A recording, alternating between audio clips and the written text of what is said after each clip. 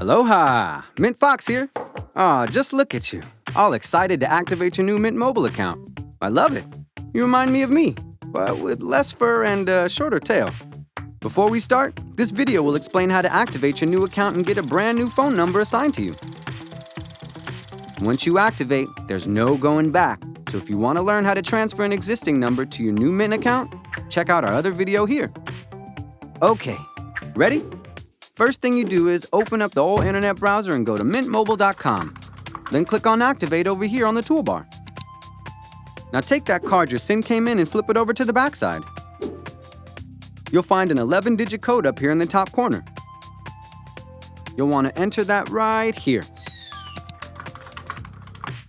I don't know about you, but I always screw these things up. So make sure to transfer the numbers carefully or have a friend read them slowly out loud to you.